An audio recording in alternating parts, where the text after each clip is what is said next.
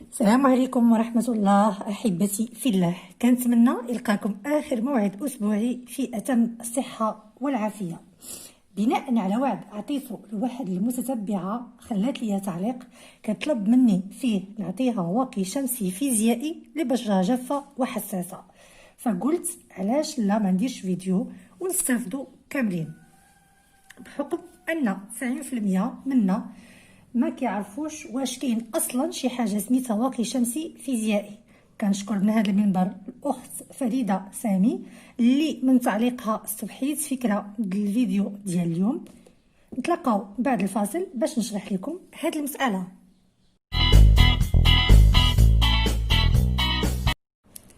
رجعت لكم بعد الفاصل.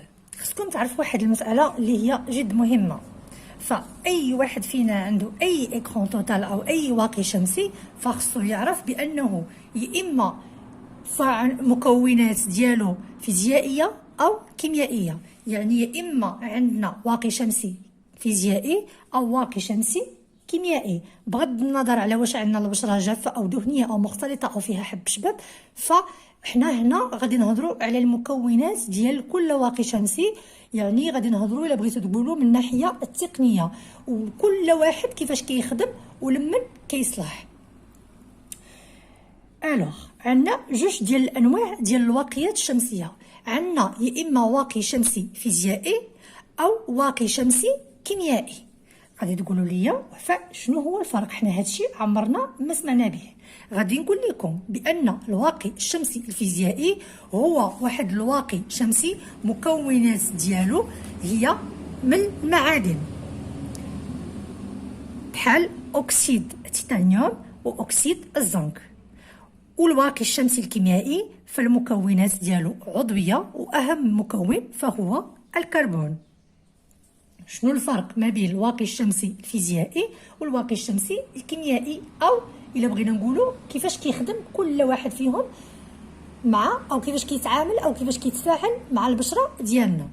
الواقي الشمسي الفيزيائي شنو كيوقع ملي كنحطوه على البشره ديالنا؟ انا غنعطيكم هنا مثال بافان، غنحاول انني ناخذ غير شويه باش ما نجلخش يدي. الوغ هذا واقي شمسي فيزيائي. الوغ ملي كنحطو ليكران ديالنا اللي هو فيزيائي على الجلده شنو كيوقع؟ هاد ليكران كيخدم فحال الزجاجه على الجلده ديالنا. ملي كتضرب الاشعه فوق البنفسجيه في الجلد او في البشره شنو كيطرا؟ فراها ما كتخترقش البشره فكترجع بحال كتلقى واحد الحاجز قدامها كتضرب فيه وكترجع، يعني ما كتدخلش للبشره. وبهكا كيكون هاد الواقي الشمسي الفيزيائي حمى لينا البشره ديالنا من الاشعه ديال الشمس. بطبيعه الحال من بعد مرور ساعتين فالمفعول ديال هاد الحاجز كينتهي. الواقي الشمسي الكيميائي العكس ديال الواقي الشمسي الفيزيائي. غنعطيكم مثال هنا. فاحنا غادي ندهنو ليكرون اللي درت دهنت النبلوله ها هو باقي كتشوفوه باين. ليكرون الثاني تقريبا شرباتو لينا البشره تقريبا. نورمالمون انا ما عنديش شي اكرون اخر محلول، انا غادي نشرح لكم علاش اكتينيكا ما دخلش للبشره مزيان. المهم هو كيدخل ولكن هو كيبان باقي شي شويه فازق، ولكن شي شويه ما غاديش نبقاو نلقاو. ها نتوما كتشوفوا راه شرباتو البشره. الواقي الشمسي الكيميائي شنو كيوقع؟ ماشي بحال الفيزيائي اللي كيعمل كحاجز كتضرب فيه اشعه الشمس وكترجع ما كتخترقش البشره. الواقي الشمسي الكيميائي كيدخل لينا للبشره كيتغلغل فيها وكتوقع واحد التفاعلات كيميائيه لداخل وكيحول لينا وكيشرب، وبالتالي حتى الاشعه فوق بنفسجيه فراها كتدخل لينا البشره ديالنا. كيوقع تما واحد التفاعل كيميائي، داك ليكرون او داك الواقي الشمسي الكيميائي كيحول لينا ديك الاشعه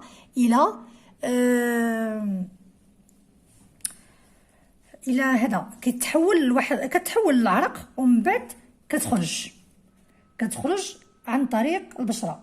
فهو كيمتص لينا ليكرون، البشره كتمتص لينا ليكرون كيدخل لداخل، وكذلك كتمتص لينا الاشعه الشمس، وكيتكون واحد التفاعل كيميائي ما بين هذاك ليكرون اللي شربته البشره وما بين ديك الاشعه فوق البنفسجيه. وليكرون كيحول لينا الاشعه ما فوق البنفسجيه الى حراره. ديك الحراره كتخرج عن طريق العرق على برا، وبالتالي كيكون حمامه. هذا هو الفرق بيناتهم. غادي تسولوني شكون اللي مزيان؟ نجاوبكم. الناس اللي كتخاف على البشره ديالها غادي تقول لي نختار فيزيائي بحال ما اختارته الاخت فريده سامي، فهي قالت لي عطيني واقي شمسي فيزيائي للبشره الحساسه. انا يعني فاهمه هذا الاختيار، والاغلبيه ديالكم دابا كيقول مع راسو خصني نولي نقلب على الواقي الشمسي الفيزيائي ونشريه، لانني انا بلا ما تدخل الاشعه الشمس الجلده ديالي ويدور داك التفاعل الكيميائي وشوف يطرا او ما يوقعش ما نتحماش من الشمس، فانا نفضل انني ناخذ واقي شمسي فيزيائي ويعني ونجيبها من الاخر وهذا وما تدخلش لي الاشعه بمره. كنقول لكم الواقي الشمسي الفيزيائي كيحمينا من الاشعه فوق البنفسجيه والاضرار ديالها، وكذلك الواقي الشمسي الكيميائي. الواقي الشمسي الفيزيائي بحكم هذاك الحاجز اللي كيديروا، فالناس يعني نفسيا كيرتاحوا ليه انهم يستعملوه. ولكن كاين واحد المشكل هو ان بزاف ديال الناس ما كيتقبلوش هذاك اللون اللي كيخليه الواقي الشمسي الفيزيائي. وانا كنت تكلمت لكم قبل على المساله ديال افين، وقلت لكم بان بزاف ديال الناس خاصه هنا كنوجه الكلام للناس اللي عندهم بشره سمراء وعندهم بشره جافه. فإلا كنتي عندك بشره جافه وسمراء ما ننصحكش بتاتا بواقي شمسي فيزيائي، وكنفضل انك تستعملي واقي شمسي كيميائي.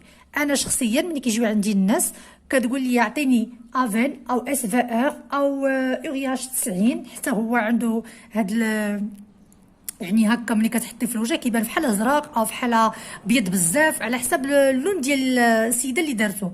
فكتقول لي كتقول لي لا، كنقول لها شوفي اللون ديالو هكاين وهكاين. في البلاصه كتقول لي لا بلا ما تعطيه ليا، انا خصني ليكرون ما يبانش ما يجيش معيق. او كتقول لي كنشوف شحال من وحده داراه وكيبان في وجهها زرق او كيبان الوجه رمادي عيان. فالواقي الشمسي الفيزيائي ما ننصحش به بتاتا الناس اللي عندهم بشره سمراء او عندهم بشره جافه. انا غادي نشرح لكم علاش. بالنسبه للواقي الشمسي الفيزيائي كنصح به الناس، وكذلك الناس اللي عندهم حب شباب ما ننصحهمش به. صالح الناس اللي عندهم بشره دهنيه وما فيهاش يعني حبوب، ما فيهاش يعني ما ناشفاش ليهم، يعني كتبقى واخا راها دهنيه او مختلطه فكتكون يعني بيضاء وما فيهاش العيوب، فكننصحهم بالواقي الشمسي الفيزيائي. ولكن الا كانت عندهم كما قلت البشره سمراء او جافه ما ننصحهمش بالواقي الفيزيائي. قبل ما ندوز لكم على الفوارق وعلاش انايا قلت لكم الناس اللي عندهم بشره جافه او سمراء ما ياخذوش الواقي الشمسي الفيزيائي، نعطيكم بعض الامثله. فعندنا واقي شمسي، بالنسبه للواقي الشمسي الفيزيائي كنلقاو هنا افين مينيرال. الناس اللي غادي يبغيو يختاروا ويشريو الواقي الشمسي الفيزيائي فاما غادي يلقاو فيه مكتوبه مينيرال او غادي يلقاو مكتوبه فيه بحال هكا في ايفي كونترول غادي يبقى مكتوبه فيه سان بلوك، يا اما سان بلوك واما مينيرال. عندنا هنايا عاوتاني هاد اليوكير مينيرال حتى هو واقي شمسي فيزيائي. عندنا اس في ار للبشره الجافه، عندنا دي بي وايت، هادو كلهم واقيات شمسيه فيزيائيه. بالنسبه للواقي الشمسي الكيميائي فهو عادي كنلقاو فيه يا اما سان سكرين ولا ما كنلقاوش فيه مكتوبه يعني مينيرال، فهكا باش غادي نديرو بيناتهم الفرق. غادي ندوي لكم دابا على بعض الاختلافات اللي كاينه ما بين الواقي الشمسي الفيزيائي والواقي الشمسي الكيميائي، وغنقول لكم علاش الناس اللي هما سمر او عندهم بشره جافه ما صالحش ليهم الواقي الشمسي الفيزيائي. فغادي نبداو باول حاجه. بالنسبه للواقي الشمسي الفيزيائي فهو كيعطينا واحد الحمايه فوريه، يعني اون فوا كنديروا ليكرون فراه كيبدا المفعول ديالو، كيبدا الخدمه ديالو كما كنقولوا. باغ كونطخ الواقي الشمسي الكيميائي فهو كيحتاج ان نديروه قبل ما نخرجوا، واحد 20 او 30 دقيقه قبل ما نخرجوا. يلا كنعطيوه الوقت فين تشرب البشره ويتغلغل فيها، باش منين تدخل الاشعه الشمس ما كتلقى حتى شي حاجه على برا وكتدخل الجلده ديالنا، فراها يعني كتلقاه شاد البلاصه ديالو وكيبدا في ديك الحرب الكيميائيه مع الاشعه فوق البنفسجيه الا بغينا نقولوا. بالنسبه للواقي الشمسي الفيزيائي غالبا ما كيسبب واحد التهيج، واحد الحساسيه للبشره، وهذا عامل اخر علاش ما تاخديهش اختي فريده. كاينين الناس اللي عندهم بشره حساسه بزاف، فالواقي الشمسي الفيزيائي كيسبب واحد النوع ديال التهيج وواحد النوع ديال الاحمرار، وخاصه بالنسبه اللي عندهم الناس اللي عندهم بشره حساسه بزاف. بالنسبه للواقي الشمسي الكيميائي ما كاين فيه حتى شي اشكال، بالعكس فهو ملائم لبعض انواع البشره اللي كتكون عندها واحد النوع ديال الحساسيه، فراه صالح ليها وما كاين فيه حتى شي اشكال. بالنسبه لثالث نقطه ديال الاختلاف بين الواقي الشمسي الفيزيائي والواقي الشمسي الكيميائي، هو ان الواقي الشمسي الفيزيائي كما شفتوا فاش حليت لكم افين فراه ثقيل في لا تكستور ديالو. باغ كونطخ الواقي الشمسي الكيميائي فكيكون خفيف في اليد، ولو يكون كريم فراه ما كيكونش معجن، كيكون زوين، وملي كيتحط على البشره فكيتحط بسلاسه وبسهوله وكتشربوا لنا البشره ديالنا. كيف ما علاش قلت لكم انا الناس اللي عندهم بشره سمراء او عندهم بشره جافه راه ما صالحش لهم الواقي الشمسي الفيزيائي، لانه ثقيل في القوام ديالو، عاد اون بليس خصنا منه بزاف باش نحطوه على الوجه ديالنا، بحكم انه ما كيتالاش ما كيتحطش بسهوله على الوجه، فكيخصنا كميه اكبر من الواقي الشمسي الكيميائي. بالنسبه للواقي الشمسي الفيزيائي فالعيب الذي يعني يؤاخذ عليه وما كيعجبش بزاف الناس على هذا العيب، فهو اللي قلنا قبيله ديك الطبقه البيضاء او السمراء او الرماديه اللي كتبقى باينه في الوجه، وكيبان لك بنادم فحال عيان وداير شي حاجه لوجهه. المهم واحد الشوفه ما نقولش لكم، سورتو ملي كتكون البشره سمراء وناشفه راه ما يمكنش كيبين العيوب ديالها كاملين وكيبان لك الوجه فحال ازرق. هذه يعني اهم عيب وحاجه قبيحه اللي كاينه في الواقي الشمسي الفيزيائي. بالنسبه وكتكون فيه واحد شويه ديال الريحه اللي بزاف الناس ما كيستسغوهاش. باغ كونطخ الواقي الشمسي الكيميائي فهو عديم الرائحه، ما كيخلي حتى شي طبقه، يعني كتشربوا البشره بسهوله.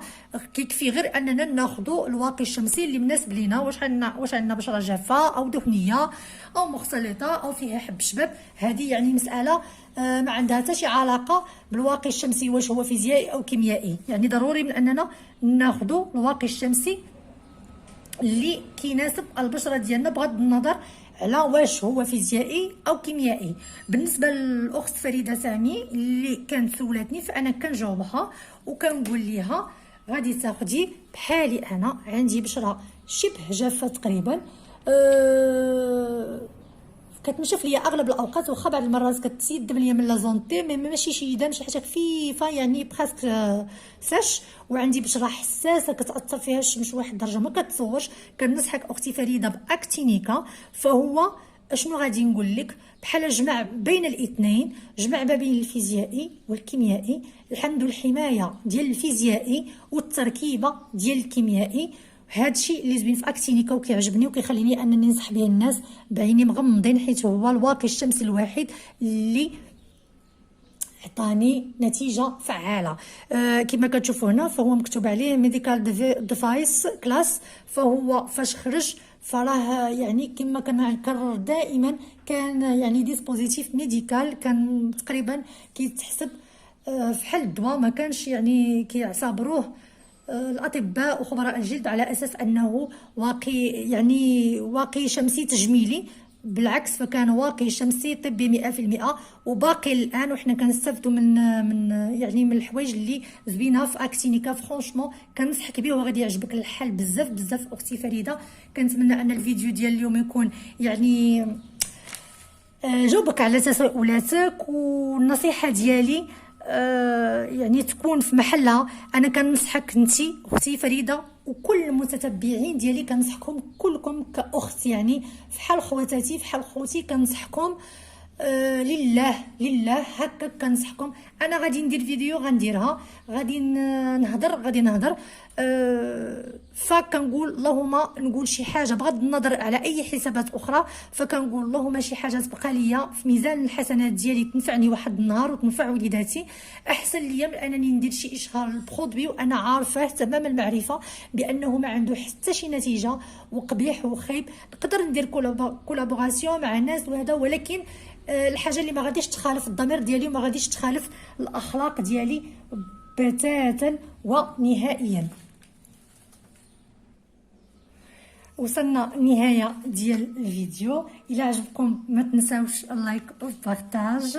اللي مازال ما التحقش بالقناه كنقول ليه مرحبا بكم، الف مرحبا بكم معنا في قناه كوان بوتي العائله الصغيره اللي اكيد غادي تكبر بكم ان شاء الله. ما غاديش تندموا الى التحقتوا بالقناه وفعلوا الجرس باش توصلوا بكل جديد. كنتمنى لكم احبتي في الله نهايه اسبوع موفقه. دمتم في امان الله، الى اللقاء.